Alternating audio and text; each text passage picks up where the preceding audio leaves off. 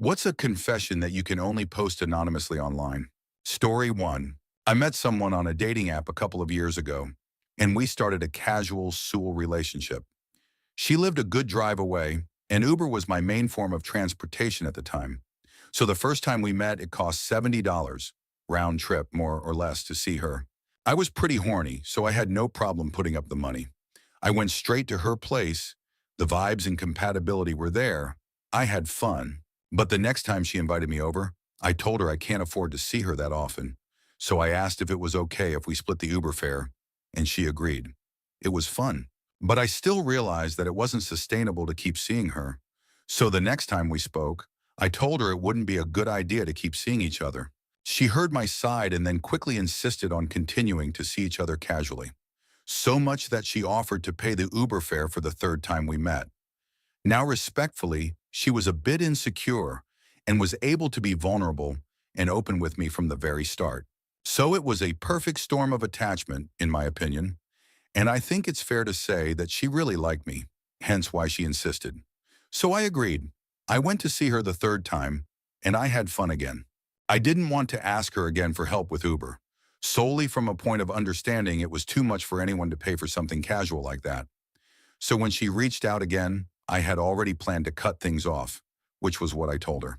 But she went on to explain how she was a grown woman and that we could agree as adults that it's her decision, and how if she wants us to be able to keep having fun, she was willing to pay for the Uber. All that, but I knew it was because she liked me, to be offering to pay for the Uber fare, in my opinion, and I was horny and having fun. So I agreed and decided to keep seeing her. I then said if we continued this way, we should be physically exclusive too, so we can have more freedom in S without worries of STDs, and she agreed.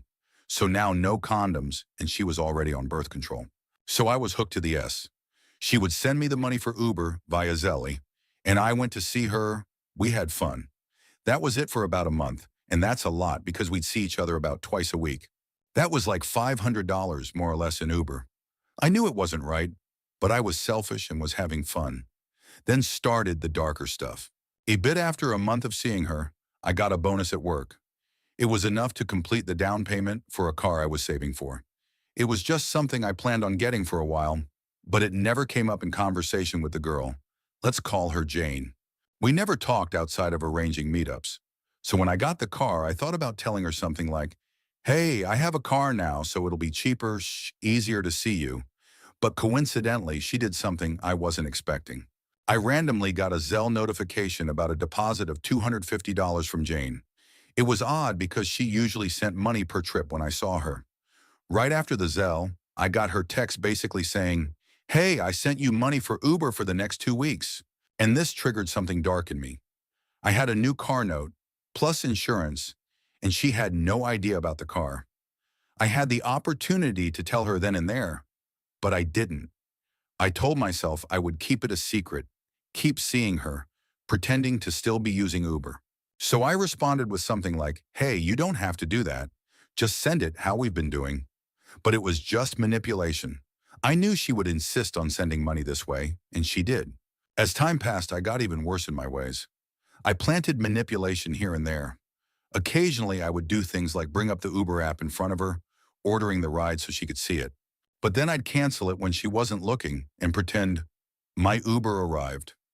She lived several stories up in her condo apartment, so it was easy to park across the street, out of view, and say that's where my Uber pickup was. So she wouldn't see me from the window, or even if she walked me out, which she did occasionally. I made it even worse. I'm tall and not bad looking, and I wanted more experiences with women, so I eventually decided to get on dating apps again and started casually seeing other women. Protected, of course, because I didn't want to mess up my income from Jane. So there were times where I would go see someone, then later see Jane the same night. I would say things like, "Can I shower when I get there? I'm stinky from the gym." All kinds of excuses. It happened a couple of times. On top of all that, I occasionally checked the Uber fare rate from my place to hers to keep up with any changes in rates. It fluctuated up and down, and I would let her know I'd be needing more or less because the Uber fare changed, and Jane accommodated. I had to keep it realistic, right? It was all bad. Eventually, I met someone I fell in love with and wanted something serious with, And I broke things off with Jane. And this was when everything mostly came out. She shared how she put a lot of effort into our relationship to try and get me to reciprocate her effort. But I only ever leaned on the I just wanted something casual.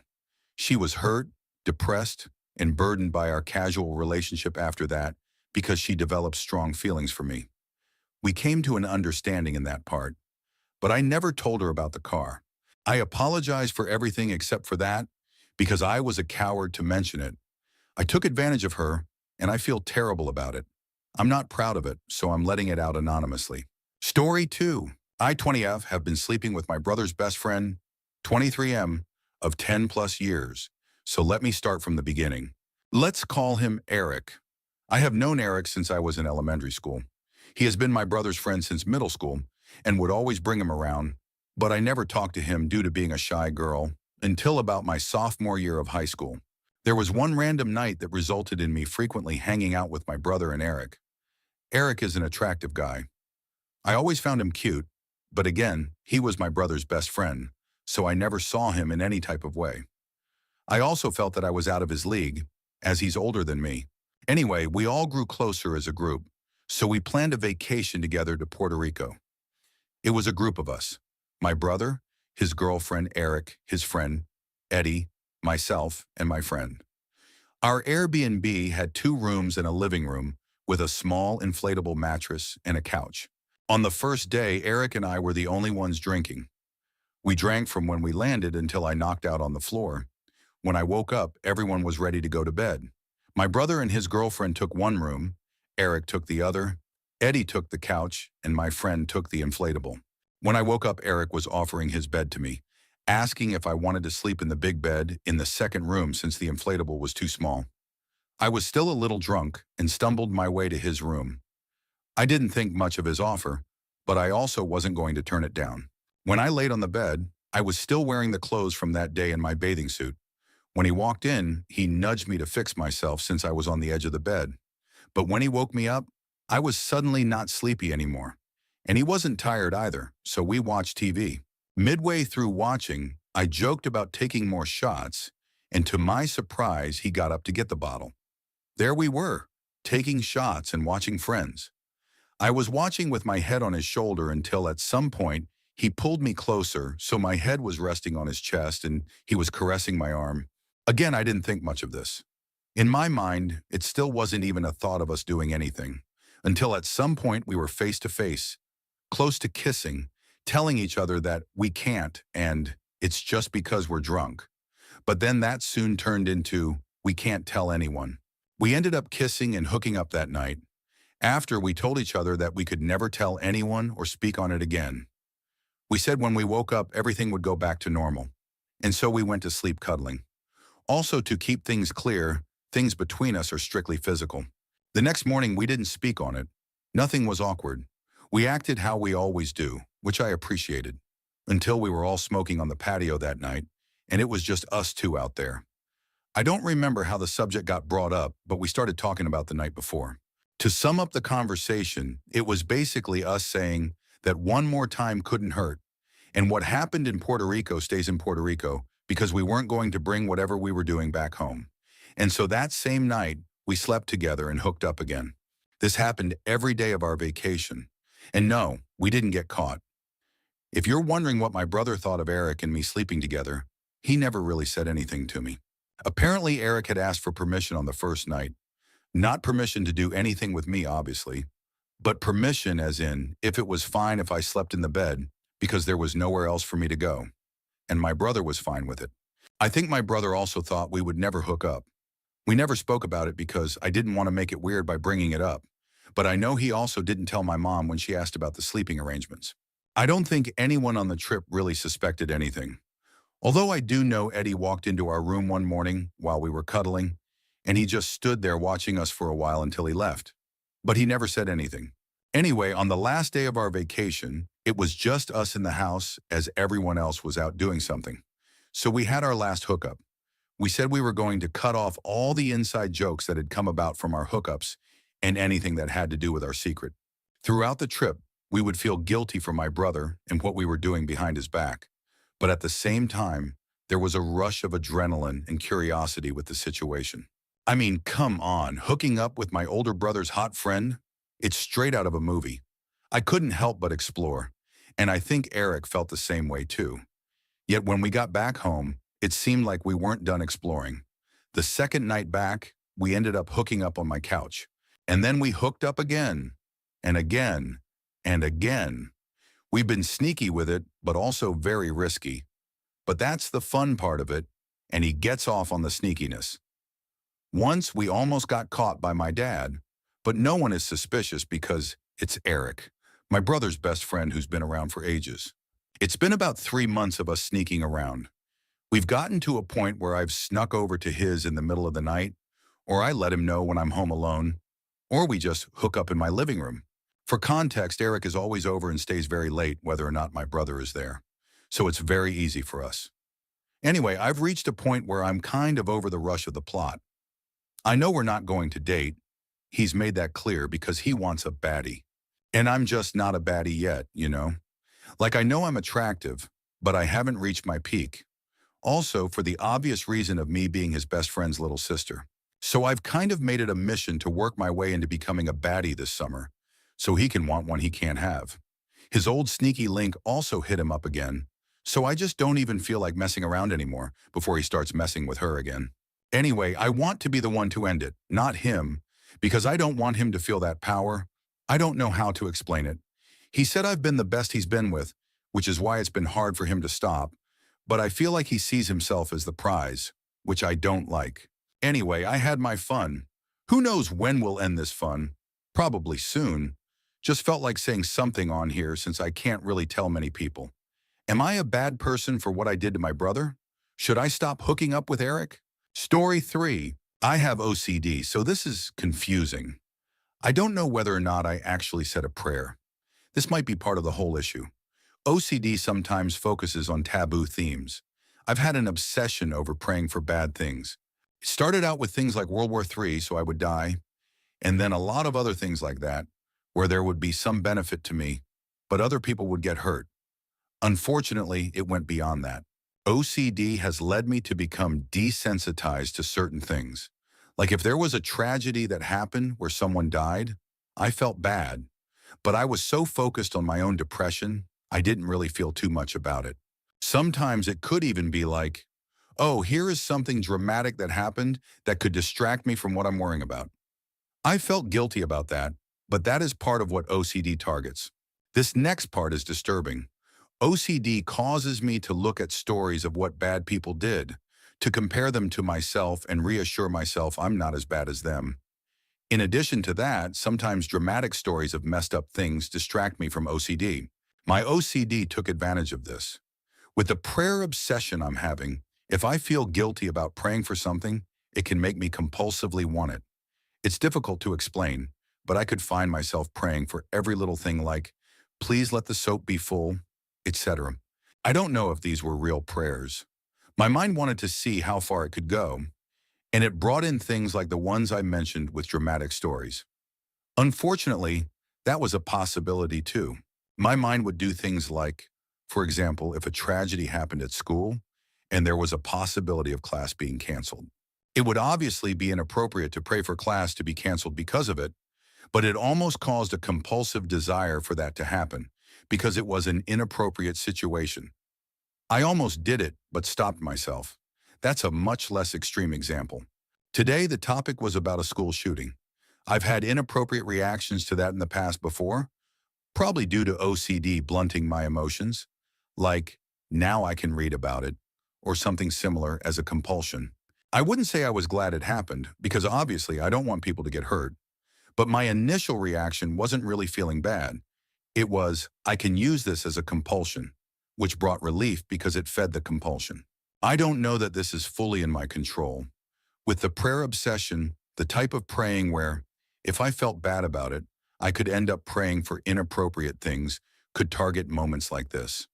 It was almost like a compulsion too. I thought quickly about why I'd want this. And in my head I said, Amen, sort of testing it out, but being open to the possibility I wanted it. I don't know whether I meant it or not. If I had to guess, I'd say probably not, but I can't tell. There is a good chance this is part of OCD. It's not normally the type of person I am. Story 4. I thought I would take this to the grave, but I feel the need to share some secondhand embarrassment. I work in a small building where everyone knows one another and we are all collegial. I outrank everyone, but I don't make a big deal out of it, and everyone expects me to pitch in for parties, which is fair, and I don't mind. I'm no one's boss, I'm just really senior. This is relevant, I swear. I noticed some chicken meatballs in the freezer, a brand and type I normally buy, but I thought I had already eaten them. I asked a few of my coworkers, and they denied owning them, so I wrote it off as a senior moment and had some meatballs for lunch. The next day, I went to heat up some lunch and happily dumped some in my bowl. A coworker was in the room with me and asked for some. I said, "Of course. How many would you like?" She replied, "5 is good." I said, "They're a little sweet, so they might make your ramen taste odd." She replied, "I know. They're mine." Oh, the shame. I wanted to disappear into the small greasy spot on my napkin left by the offending meatballs. I was the offending meatball. I brought her a whole new package of meatballs and a homemade lunch the next day. I will never eat those meatballs again. Story 5. Hi, I've been saving up for years now, and my parents aren't aware of it. I even opened the account through a different bank, so there's no trace of it whatsoever. Growing up, they weren't great with finances. Lots of debt, living paycheck to paycheck, and always stressing about bills. They're good people who worked hard, but we suffered a lot financially. I've been working since I was 16 and have always been super careful with money. After college, I landed a decent job in tech and have been pretty aggressive about saving. Nothing crazy, but I've managed to put away about $65,000 over the last few years between my emergency fund and investments. Here's the thing. My parents have no idea. They think I'm just getting by like most people my age. Whenever money comes up, I just change the subject or downplay how I'm doing. Part of me feels guilty for hiding this, especially since they sometimes mention how they worry about me financially. But the other part remembers how, whenever I had money growing up, they'd borrow it for bills or emergencies and rarely pay it back. Even in college, when I got a small scholarship check, they convinced me to use it for family expenses. I don't blame them because they were struggling, but I learned early that any money I had that was visible became family money.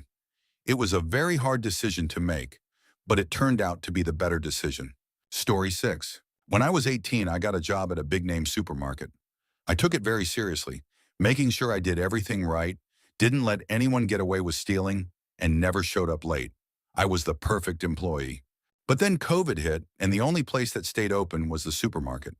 We were in lockdown for nearly 2 years straight, so people were losing their jobs. Money was getting tight, and the prices of groceries skyrocketed. It was really bad. People would line up for hours before we opened, hoping to get something from our limited stock. When I finally opened the store, I noticed my elderly neighbor looking a little lost, so I called her over. She told me that her son couldn't visit anymore due to being immunosuppressed. She relied on him to bring her groceries, and it had been nearly a month since she had any. She was only there out of desperation. She has PTSD and can't be around lots of noise. But despite that, she came. By midday, our shelves were completely bare. People just snatched up whatever they could, leaving the disabled or elderly with nothing. I felt like crying. This poor lady had no food, no toiletries, and was panicked from the noise of people arguing and running around. I told her I'd see what I could do and let her go home. When I went on break, I walked into the back storage.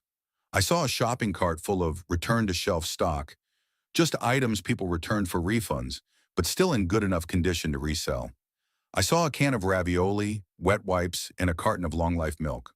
Without thinking, I snuck them under my jacket and took them to my car. I drove to my neighbor's house after work and gave them to her. I didn't mention where I got them. I just hoped it would help.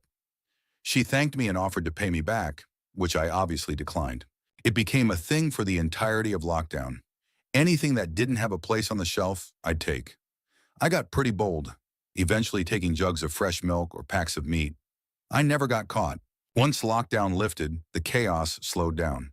Shelves were better stocked, but lots of people still had no jobs. I let so many people take items. Mothers would take baby formula. Elderly people took their supplements. Some couldn't afford everything they scanned, and I'd quietly slip the rest into their bags. It didn't seem fair that the supermarket raised prices faster than they could update their catalogs. I became known by some as a failsafe, mostly mothers, a few students, and the elderly.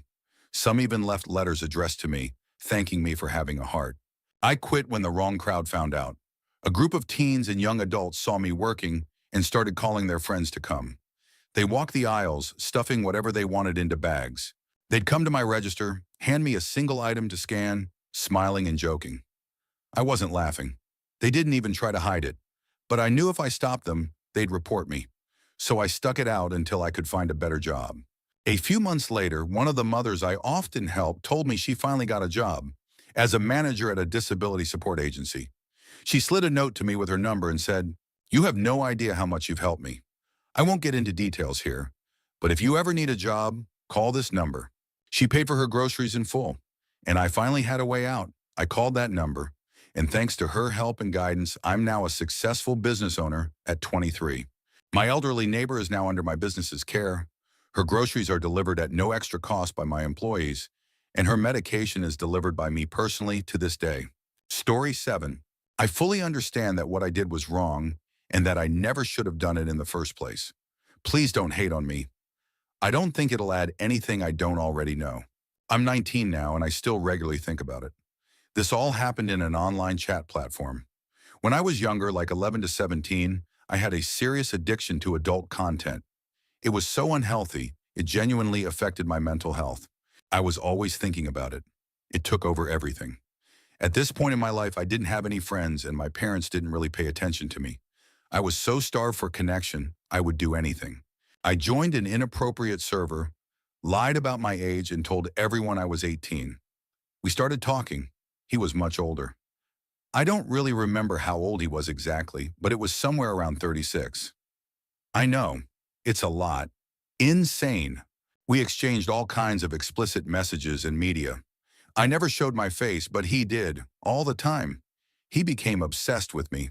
He even used some of the pictures I sent as his profile picture in computer wallpaper. He actually printed them out and would send videos doing things that, looking back, were very disturbing, even for me. At the time, I liked talking to him. We chatted daily for about 4 months. He was extremely kind and understanding, or at least that's how it felt to me. He told me how much he was attracted to younger people and talked about dynamics that I now realize were really concerning. I once asked him how he'd feel if I was underage, and he said he'd love me the same. Looking back now, that was deeply wrong. But eventually the guilt built up so much I had to tell him. I felt awful about the entire situation. So I told him the truth. He didn't seem to care much. He wasn't mad, which is probably even more concerning. He said he didn't want to talk anymore, which was absolutely the right choice. After that, I blocked him, deleted my account, and tried to move on. I know what I did was wrong, but I was a lonely, confused kid doing unhealthy things for attention. Story 8. I worked at a major donut chain in the US when I was in high school, and I had a system where I pocketed a lot of extra money each night. I started this shortly after getting in trouble for giving away day-old donuts to a homeless shelter. They would come by in the morning and take bags and bags of donuts that we were no longer going to sell. One day, my boss ended that due to a corporate email and told me to stop. The people from the shelter came by, and I was forced to refuse them. So now we were just throwing away a ton of donuts every day. But there was no way of tracking how much we were throwing away. Could be 5 donuts or 5 racks. That lack of tracking was part of the reason my plan worked. Back then, a standard dozen cost approximately $6.85 or $11.50 for 2 dozen, and most people paid in cash. It was easy to do the math on the change since the majority of sales were 1 or 2 dozen. Also, the drive-through camera and register were broken.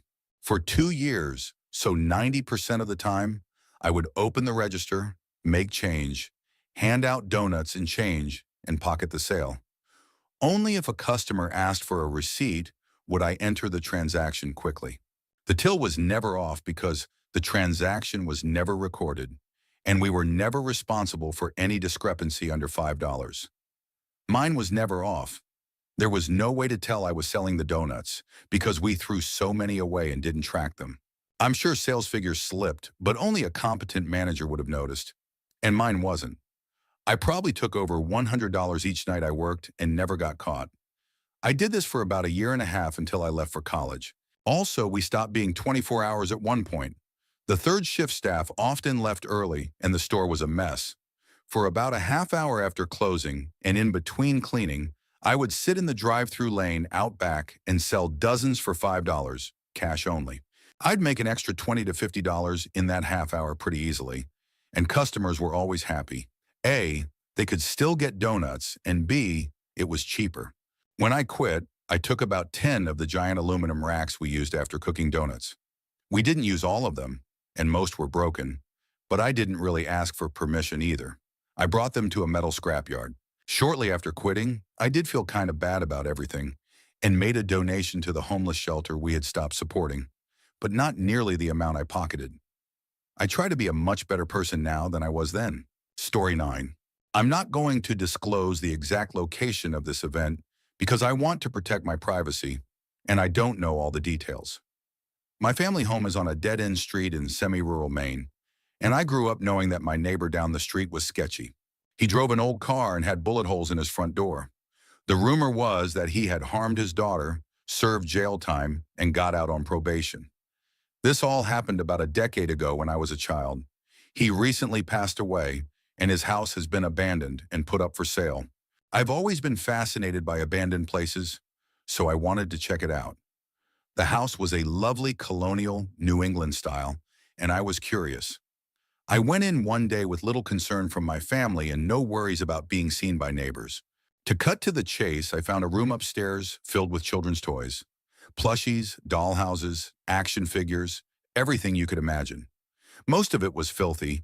Then in the attic, there was an elaborate toy train system.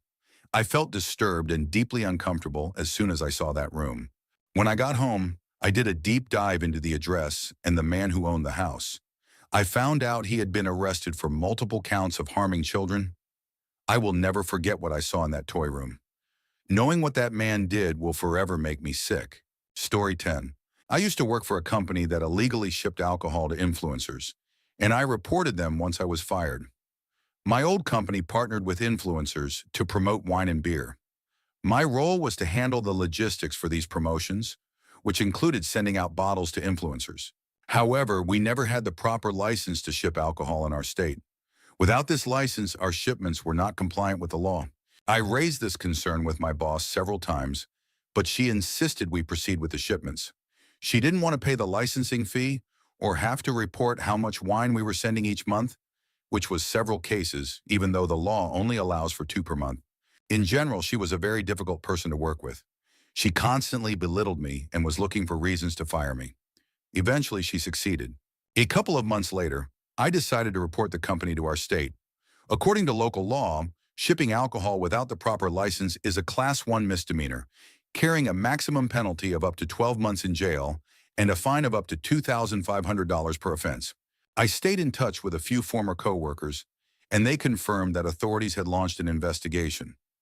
Unfortunately, we lost contact after I started a new job, so I don't know what happened next. I never told anyone it was me who reported them. I do feel a little guilty because, ultimately, the shipments weren't harming anyone, and I may have jeopardized the income of my former teammates and our influencer partners just to get back at my boss. Story 11. I feel very alone in the world, deprived of attention, and generally disliked by my peers. So I lie almost every day about little things, big things. I exaggerate details of events that happened or completely fabricate them. It's been going on for so long that the line of reality has become blurred. I don't know what's true or real anymore, and I find myself questioning thoughts, feelings, and actions regularly, whether they're mine or someone else's. I try to deflect blame and rationalize my thoughts and feelings through my perception of the world around me, only to again question the validity of my own conclusions. It's a never-ending cycle of confusion. For most of my life, I've lived untreated. I've been through the mental health system before, and it's part of the reason I have a lot of mistrust. I don't want someone telling me how to think or feel, because I've grown to believe I can only trust how I think or feel. Even if I can prove to myself that I'm wrong, I still feel like I'm not. I can identify when and where trauma has occurred in my life and how it has shaped my perception. I can recognize that because of the trauma, I am constantly in a state of survival. I can't stop surviving. I just want to live. Story 12. When I was like 22, I attended a conference at a hotel. My stay at the hotel was covered by my college, but I drove myself there. Well, the night I had to check out, there was this massive storm. I was terrified of driving home in it, but I was broke and couldn't afford to pay for a room on my own. I was trying to work something out at the front desk and started sobbing. A guy from my college, who I barely knew, saw me crying and said he was staying another night. He said I could stay with him, as long as I'd be comfortable sharing a bed. His room only had one. Of course, I was scared of sharing a bed with someone I barely knew. And I was dating a jealous and controlling partner at the time. He'd be furious if he found out. But I was so desperate, so I just went ahead and did it. Looking back, I'm so lucky that nothing happened. The guy was perfectly respectful. He never once tried to make a move or made me feel uncomfortable during the entire night. And my boyfriend at the time, thankfully my ex now, never found out about it. I've never shared this with anyone. And I still don't think I did anything wrong. I wasn't trying to cheat or lead anyone on. I was just desperate and needed somewhere safe to sleep. Story 13. Recently, I've noticed that I will cut people off without a second thought, despite feeling extremely lonely. I feel like I have no friends and my family doesn't understand me. I've isolated myself to a point where now I'm just on a worse mental decline.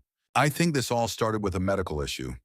3 years ago, I went through the worst physical pain I've ever experienced. It was a constant, horrible experience. It lasted for about 2 years before a solution was finally found. It was such an easy fix, which made it even more frustrating. It was a really low point for me. I couldn't work very well, and I was drinking pretty heavily to deal with the pain. Then, when a solution was finally found, the issue was basically fixed overnight. And after all that, I didn't know what to do. I was convinced I was going to die, not because of the condition itself, but because I wasn't sure how much more pain I could handle. I think I'm still mentally stuck. It's like I'm always anticipating that the pain will come back. I've slowly developed extreme trust issues, probably because I had to deal with so many doctors who didn't help, and the amount of money I spent that led nowhere. It's like every time I solve one problem, I create another mental barrier. I don't know what to do, because no one seems to get it. When I'm around others, I feel like I'm just putting on an act. I'm also losing a lot of sleep and some weight. I just don't know what to do. Story 14. I make $80,000 a year, and I've become so efficient at my job that I only put in about one real week of work every month. The rest of the time, I'm just watching TV shows, listening to podcasts, or diving into random rabbit holes online. When I first started, I was always behind. I didn't have a formal education in this field. I just picked everything up on the job. Over time, I got faster. I type around 75 words per minute with basically no errors. Then I started figuring out shortcuts. I realized I didn't need to use the bloated industry software we were told to rely on. I could do everything faster and more clearly with Excel. My reports are crystal clear, and if there's a mistake, it's easy to spot.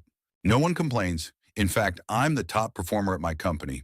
I have the best relationships with clients, I meet all my deadlines, and my work is spotless. But the truth is, I only really work for about 1 week each month.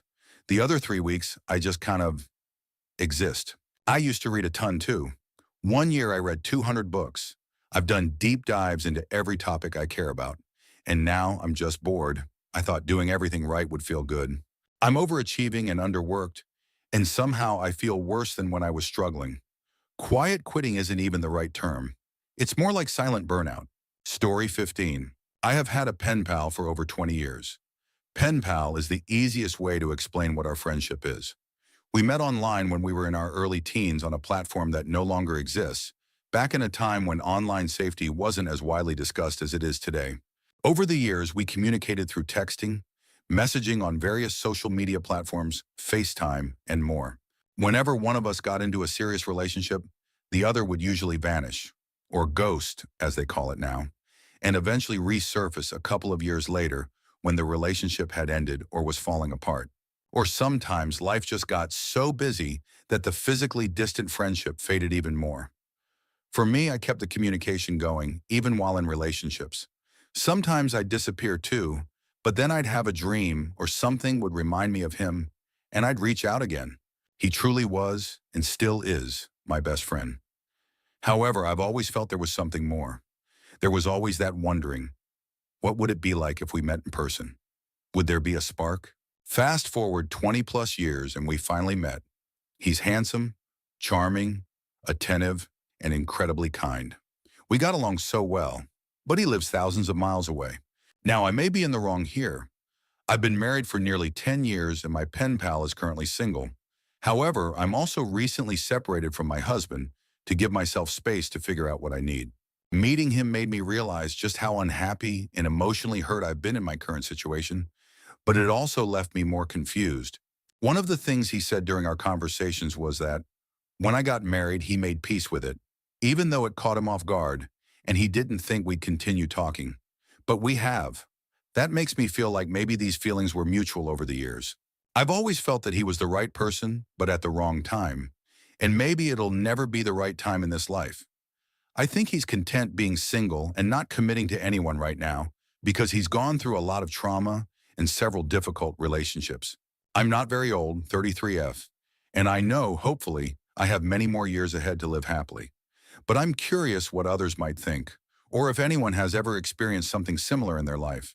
Story 16. I was pulling into my college parking lot and thought I could make it into the space, but I ended up scratching another car. Luckily, the guy was inside his vehicle, and we both got out. His car had a few scratches. I can't remember how large they were, but I don't think it was too bad. It was also on the back of his car and not very noticeable. I told him we could exchange information, but he told me it was okay, that things happen and not to worry about it.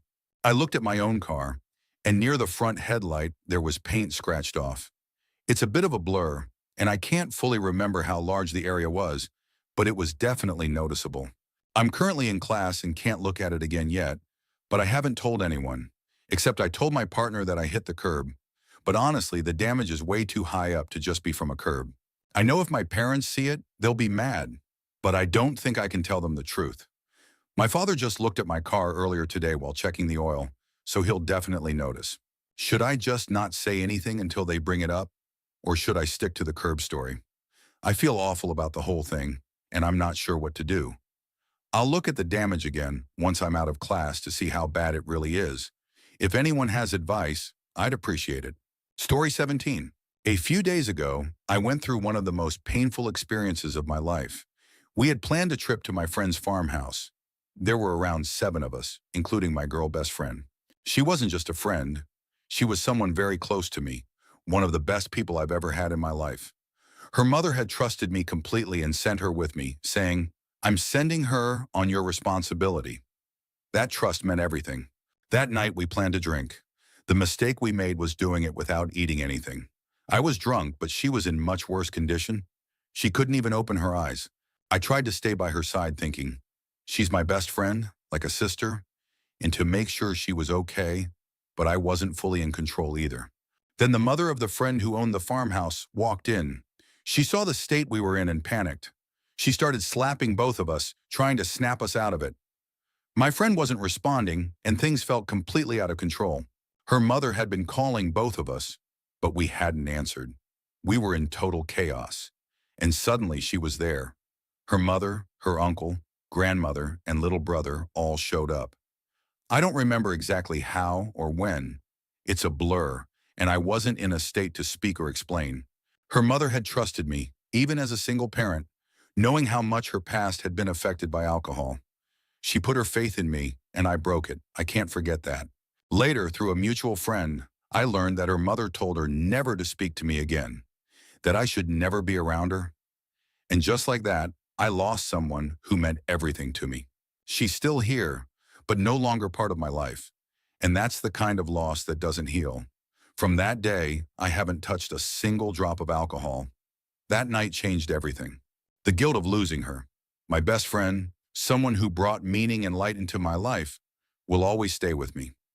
The memories hurt now, but they're all I have left. I don't know if I'll ever forgive myself, but I know I'll never forget what I lost that night. Story 18. As of recently, I've been struggling a lot financially. I've been trying my hardest to get back on my feet, but everything in life just seems to make it harder. I've been constantly looking for jobs, but not having a car makes it difficult since I have no easy way to commute for work. And to make it worse, I ended up losing my ID when I was on my bike one day, and no one wants to hire me without it. I've asked a few friends to help me out with money for food and rent, and luckily people have been helpful with that. But now I owe around $1,000 to each of them. I really don't want to keep asking for more help. And now I need to find a new place to live because I couldn't keep up with the payments. One night, I was extremely hungry and had no money at all. I had the idea to grab something small from the store and just walk out, hoping to at least get something to eat. It worked, and now I've been doing it more often. I've found small ways to get bits of food without paying. Every time I go out to do this, I get anxious because I know that one wrong move and it could all fall apart. But what else can I do? I'm hungry. Tonight, as I write this, I got caught for the first time. I don't really blame anyone for what happened. I was trying to take some candy, and it was obvious the employee knew. I gave up, put it back, and walked out. The employee followed me outside and yelled at me, telling me never to come back. Her feelings are valid. I just feel awful about all of this. It's not that I want to do this. It's just that I don't think I have any other option. Story 19. In my English class, there are 3 rude girls. They're friends, and they're the popular ones. There's also a guy who sits near them. He doesn't get along with them very well. Because of that, I had an idea. I decided to start writing silly notes and signing his name on them. I made the notes during my previous class so I wouldn't get caught writing them during English. When I got to English, I'd make sure nobody was looking and then place the note on one of the girls' desks. The first note she got, she showed her friends and then brought it to the teacher. She said, "What is this?" "It's from classmate's name." The teacher responded, "I don't know, just throw it away." I kept doing it. I made 4 more notes, and each time she told him to stop making them. He kept insisting it wasn't him. Then on the 5th note, she said, "I'm telling the teacher." She showed the teacher the note and asked, "Can you tell him to stop?" But the teacher already knew it wasn't him. She recognized his handwriting. She said, "I can tell you, that's nowhere even close to his handwriting. Somebody wrote his name on it." There was some back and forth discussion about the situation. 10 minutes later, after things calmed down, the teacher addressed the whole class and said, "Whoever is writing the little notes, please stop making them. It's really getting to her, and it's starting to affect her." Story 20. This isn't that hard to admit, really. I've in many ways come to accept my weaknesses in my older age and allow myself some grace. That doesn't mean I'm totally okay with it. I'm dealing with about 85% Diogenes syndrome, a condition involving extreme clutter and neglect of self-care. Both of those are part of my reality right now. I've been on my own for 20 years. No family, lost friends for different reasons. My family is toxic, including a mother who seemed to dislike me from the very beginning. My siblings were never caring. I did my best, but my government benefits couldn't keep up with rising rent, gas prices, and car repairs. It overwhelmed me. I stopped caring about my place, or myself. I don't need step-by-step cleaning advice. I need a team, but I can't afford one. I have the disorder to some degree, and it's real. I could be evicted if someone found out. The stress never leaves me. I've let my hygiene go too. I only shower before seeing my occasional friend with benefits, maybe a couple of times a month. He doesn't know about this personal struggle. What we have is separate from that. My place is a mess. I'm a mess. I can't afford therapy due to the co-pays, and there are no support groups near me. I'm okay, just incredibly lonely. I don't want to talk one-on-one with a stranger either. There's no clear floor. Bags of trash I haven't taken out. I'm ashamed. I'm afraid my landlord will see me dragging bags to the dumpster and start asking questions. I'm also sick with multiple chronic conditions, including fatigue. I'm often bedridden. I just needed a vent. Not looking for advice. I already know what needs to be done. But between my disorder and being completely overwhelmed, I feel like I'm out of options. Thanks for understanding and for reading. Take care. Story 21. I'm 32, grew up with split parents, spent most of my time with my mom. My dad remarried when I was around 6 or 7. We were never especially close, but that had nothing to do with his remarriage. My stepmom has always been great. Years later, they had a child, my half-brother, who's now 12, and I haven't seen him since he was a baby. There wasn't any falling out. Life just moved in different directions. Around the time he was born, I was entering my figuring things out phase, which lasted a few years before I moved out of state in 2018. Then came the pandemic. With that, plus some travel anxiety and my introverted nature, I just never made it back for a visit. Lately, I've been back in touch with my dad and stepmom more consistently, and now a reunion might finally be possible. I want that, but I'm also preparing myself for the awkwardness. It's not like I was off building schools abroad or living a wild adventure. I'm just a quiet guy in a long-term relationship. 9 years in private because I'm gay, with a dog and some niche hobbies. I do feel guilt. I missed out on being a brother. I wonder what kind of kid he is, what he's into, whether we get along, if we'd share any interests. Part of me even jokes that for all he knows, I might not even exist. Maybe he thinks I died or something. This is more of a reflection than a request for advice. But if anyone's reconnected with a much younger sibling after a long absence, I'd love to hear how it went. What helped? What would you do differently? Story 22. This was in high school. I had this friend I met in our third year. He was okay except for the times when he was extremely annoying. I sat in front of him, in the back row of the class. Sometimes he would randomly say, "Let's go," and hit the back of my head. I tolerated it at first because I didn't want to make a scene, and I thought he'd eventually stop. But he didn't. I told him to back off, and he would, for a few days or a week, but then he'd start again. We almost got into a fight over it. He also wasn't doing well academically. From what I remember, he failed or barely passed math, chemistry, and English. For some exams, I even let him cheat off my paper, for a fee. These were IB classes too. Then came the biology final. It was supposed to be easier because the last one was tough. He was on the verge of failing, so he asked if he could copy my answers. I said, "Sure, this one's on me." But during the exam, I looked at the questions, figured out the correct answers, and deliberately marked the wrong ones on my sheet, except for a few easy ones so it wouldn't seem suspicious. After he finished and dozed off, as I expected, I changed my answers to the correct ones. Later, he even told me he changed one of his answers because he thought I was wrong. That was one of the few I had left correct. He got it wrong. He failed. I didn't show up the day our exams were returned. When he asked me later how I did, I told him my score was terrible. He got something in the 30s or 20s. I got a 90-something. He was already in trouble with the school. After that biology result and his other failing grades, he ended up quitting IB and wasn't in our class anymore. Peace at last. And for those wondering why I didn't just switch seats, the class had a seating chart, and changing spots would have caused unnecessary drama and backlash. Story 23. I just turned 28 and I'm still a virgin. Never had a girlfriend or even kissed anyone. For the longest time, I thought I was a failure because of it. Since I was a teenager, it was the one thing I wanted most: love, intimacy, affection. Every girl I ever liked didn't like me back. All the rejection wore me down. I tortured myself with it for years. I used to see it as the great tragedy of my life, but now for some reason, I just feel at peace. I'm completely calm about it. I feel nothing. I never wanted kids, so I never had to worry about accidental pregnancy or child support. I never got an STD. Sure, I may have missed out on some good experiences, but honestly, I love the life I have. I can travel whenever I want.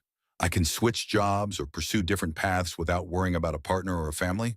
I've had a kind of awakening. I'd still like to experience love at least once, just to know what it feels like, but it doesn't weigh me down anymore. I have complete freedom, no obligations, no responsibilities like a spouse or children. I just live. Story 24. I've made a post about this somewhere else, but deleted it out of shame. Over this last summer, my brother came into my room extremely drunk. We were just talking, but he got very emotional and came in to hug me. I was lying in my bed and he was hugging me, but he kept pulsating the hug, and every time he squeezed, my chest would press up against him. This went on for a while. It happened twice in the same setting. I have to say I was quite mortified, which I'm still unsure if I should be. Some days I really love my brother because he's funny and a good person to be around, but other days he's really scary and selfish, and I just feel afraid. I did not like what he did, and I went and told my mom. She told me it wasn't his intention and basically dismissed me, but it didn't change the way it made me feel. I cried over it a couple of times, but tried to convince myself that my brother wouldn't do something like that to me. I feel so lost and confused, and I'm scared to tell my therapist. I don't know why I feel like my emotions are wrong. Is it because I was told he didn't mean it? I wrote a letter to him about it and left it in his room. After that, he stopped drinking for a while, but he didn't say anything to me. Eventually, he started drinking again, and he grabbed my hand in a very aggressive way. It brought all those feelings back. I don't know what to do with all of this. It eats away at me whenever it comes back into my mind. Story 25. I had a terrible drinking problem from my teen years up until I was in my 30s. At one point, it stopped being fun. I was in a relationship with someone who asked me to quit, and the hangovers were getting unbearable. So I stopped. For over a decade, I was able to stay away from alcohol completely. Lately, though, I've been struggling mentally and emotionally.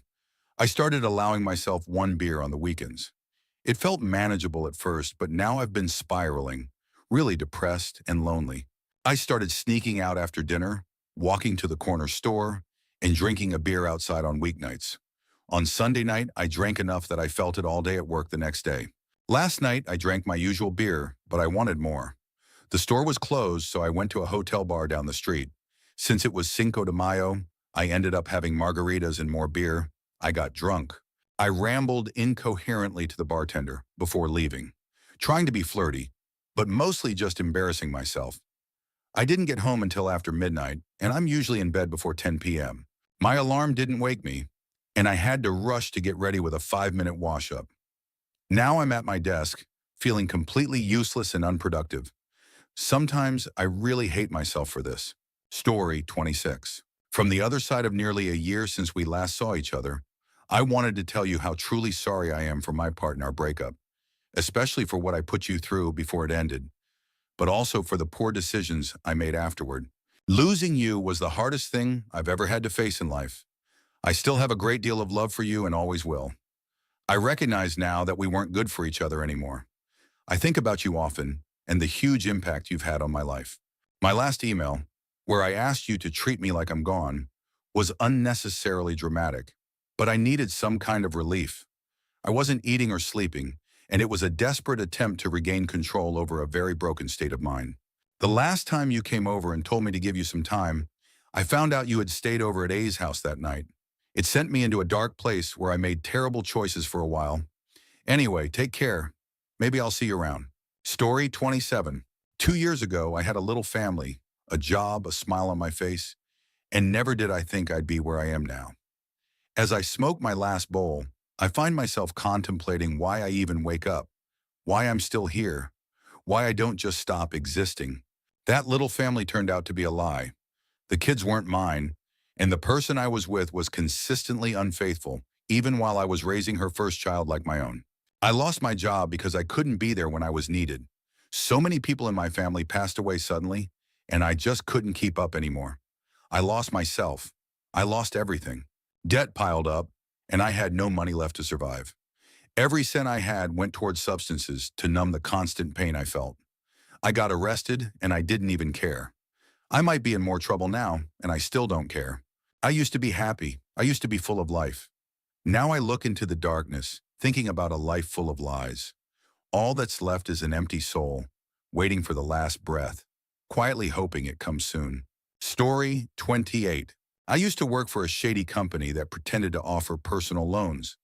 I was broke when I took the job. I needed the money badly, and this company, based outside the U.S., promised good pay and a simple sales role. I didn't ask too many questions. I should have. From day one, it felt off. We were told to call people hundreds of times a day, telling them they were pre-approved for a loan. You could hear the hope in their voice. It was like someone had finally thrown them a lifeline, but it was all a lie. There was no loan. It was just a bait and switch into a debt resolution program. We convinced people we could negotiate with their creditors, lower their payments, and get them out of debt. But what we didn't say was that their credit would be wrecked. We told them to stop paying their bills so we could negotiate. That's when everything collapsed for them, like pulling the floor out from someone who was already drowning. I only worked there for a short time, but every night I went home feeling sick, like I was scamming people who trusted me because I sounded like someone who cared. I needed the money but it felt like I was selling my soul one call at a time. My breaking point? An 85-year-old woman from Texas. Sweetest voice you've ever heard. She thought she was getting a loan to fix her roof before winter. She was scared it might collapse. Something about her voice just stopped me. I told her the truth. I said, "Ma'am, I'm so sorry, but please don't pick up any more calls from this number. It's not what they say it is." Then I hung up and I quit, right then and there. If your phone's blowing up with loan offers that sound too good to be true, trust your gut. It might be a trap. It might be someone like I used to be. Don't fall for it. I never wanted to hurt anyone, but I did, and I'll always carry that. Story 29. I honestly don't know how to begin this. I've lied to my parents about going to university for almost 2 years. When I tell them I'm going to class, I've actually just been sitting in my car, wasting gas and time. I've been stuck in front of my computer, battling a serious addiction to it. College felt like it was in the way. I've been struggling with depression and dark thoughts due to a lack of human connection and always feeling like a burden to my parents. My Hispanic parents have sacrificed so much for me, and instead of honoring their dream of seeing me graduate, I've been lying to them. Today, I finally ripped off the Band-Aid. Graduation was only a few days away, and I had no other choice. I told my dad since my mom was out of town, and he completely shut down when he found out I hadn't been attending college. I don't know how to make things right. For a long time, my plan was to join the military and just disappear, but I couldn't go through with it because I love my parents. I owe them everything. I'm still considering joining the Army as a way out, but I'm not even sure I'm Army material. I've never had clear direction academically and have always struggled in school. I'm scared of my future. I'm hoping others out there, especially parents or people who've been in similar situations, can give me some advice. I don't really use Reddit, but over the past few days, reading stories from others in similar shoes has been eye-opening. People always say, just rip the Band-Aid off and tell them. And honestly, it's true. Confessing lifted an enormous weight off my chest. I haven't been punished yet, and I'll share updates. But I can say this. My parents would rather have me confess than disappear or do something drastic. Once you take that first step, everything slowly starts to fall into place. It's hard. It's terrifying, but it's liberating. Story 30. Well, it all started like this. I'm a 20-year-old woman, and about a month ago, I was looking for a job, specifically something as a cashier. I had been searching for a while when I came across a post on Facebook offering the exact kind of job I wanted. I immediately messaged the profile. The job sounded great, decent pay, and what seemed like a good work environment. The first step was an internship to evaluate how well I could handle customers. I went for it. Everything seemed fine at first. There were already other girls working there. Then I met the boss. At first glance, she seemed like a decent person, but as time went on, things turned into a nightmare. She always wanted everything done now. She would make comments to customers like, "Of course she's slow," or "It makes me angry when she doesn't do what I ask." She always had something negative to say. She acted like everyone was trying to steal from her. If you were late even by a minute, she'd say it was 30 minutes. If you clocked in at 8:01, she'd treat it like 8:30. One day I was assigned to clean the tablecloths and rags used for cooking and cleaning. I took about 7 hours because I was folding everything properly and organizing the space. I stepped away from my regular area to do this. When I explained why it took so long, she ignored me, as usual. The next week, she told me I'd be better off working as cleaning staff in her house. That's when things got worse. If she was rude at the store, imagine how she'd act in her own home. I started helping her there too, trying to adjust. But then, guess what? My pay went down, and it was already terrible. I was getting paid $18 per hour, and they still wanted me to work 10-hour shifts. Everything went downhill. The pay was bad. Her comments were inappropriate. And whenever she scolded someone, she'd do it right in front of the store's customers, making it even more humiliating. Honestly, I'm fed up. Her energy is just toxic, and I feel like it's starting to rub off on me. I'm about to quit. I'm just waiting until the end of my shift so I can pick up my pay, and then I'm done. If anyone has any advice on how to give her a taste of her own medicine, legally and calmly, I'd appreciate it. She's always angry and miserable, and now I understand why no one sticks around. She has a terrible reputation.